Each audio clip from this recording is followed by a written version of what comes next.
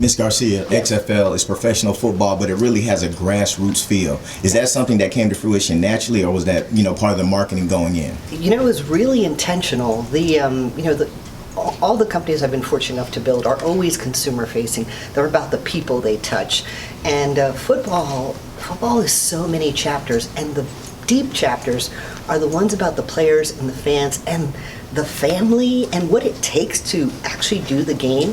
I think that has gotten lost over the years, and it's gloss and flash and $100 million contracts. But the humanity of the aspect, we are a fan-forward, player-forward league. We want to invite everyone. We want to be accessible. We want to be at the right price points. And we want to be relatable. So yes, I would say it's absolutely deliberate, and ownership helps to make it deliberate. Coach, you're a Hall of Fame wide receiver, but really when it comes to putting the football in your hands, you've done everything. Yes. So when you hear about the running back position not being as valued as it may have been at one point in time, what's your take on that? Well, the game has changed. Fans want to see more points. It's all about quarterbacks. You look at the Little League, at the Little League level. They have in 7-on-7 passing camps. They're fully invested in trying to, throw for 4,000 yards a season and things like that. So it's unfortunate. For me, I'm a little biased being from Pittsburgh. We're known for running the ball, and I envy being a wide receiver. I would love to play in an offense where you have 4 or 5 guys and you're passing and you got 2 or 3 guys with over 1,000 yards, but I wasn't in that system. System in Pittsburgh, we played good defense, we ran the ball, and I made plays when it mattered the most. And I walked away from the game. Had the opportunity to play in 3 Super Bowls. We won 2, Super Bowl MVP. I've gotten everything that I ever dreamt and desired as a player out of the game of football. So now that I get a chance to sit in a chair and be a head coach, man, I just want to bestow, all the knowledge that I have, all the experience that I gained from the NFL in my time. I'm not perfect by any means. Some of the mistakes that I made in life, I tell my players, I'm very transparent about that, because I want them to see that, yes, who you see before you is not the person who I once was. Young, dumb, and thought I knew everything. I think our players really bought into it, man. I couldn't be any prouder of our players. Yes, the record isn't what I want it to be, but just having the twins come out today, just seeing them out there, we didn't talk one thing about football. It was just about what they were doing in life. What are they doing now? Are they preparing themselves for the next season? That's my joy.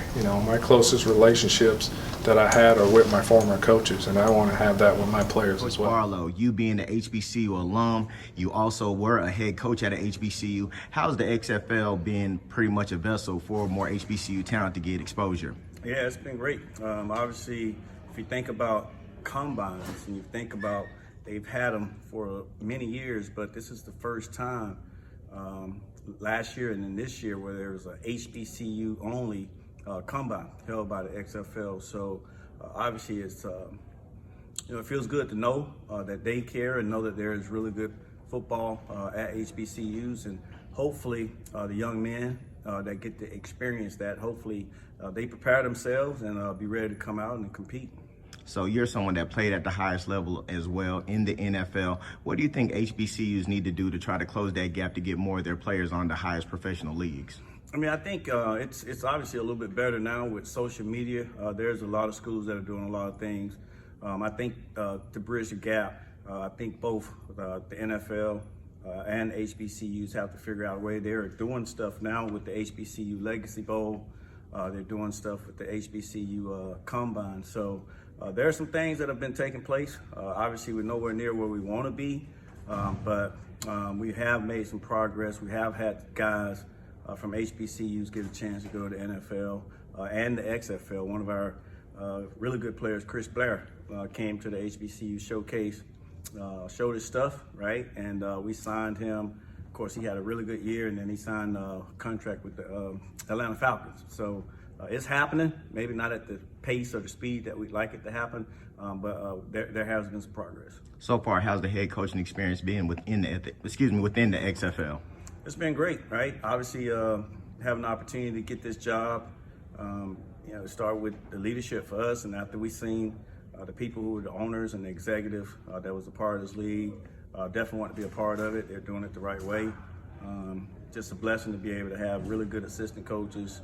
It's awesome to be able to go up against the other head coaches that's a part of the XFL. These guys have done an amazing job in their careers. Obviously, being able to coach our players that we get has been really cool as well.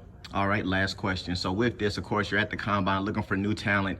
How do you go into roster management, especially knowing that players you may have had last season may not return because they've been called up to the NFL or other things may have happened? How do you attack your roster? Yeah, I mean, that's kind of like, the approach. We know that there's going to be some guys that's going to get opportunities, and as the season is going, you kind of hear about which guys that the NFL is extremely interested in. So you got to have a plan for that. But as you've seen out here, there's a lot of really good players. There's a lot of good talent. And for our league, we want those opportunities for these young men to go to the NFL. So that makes me excited for them.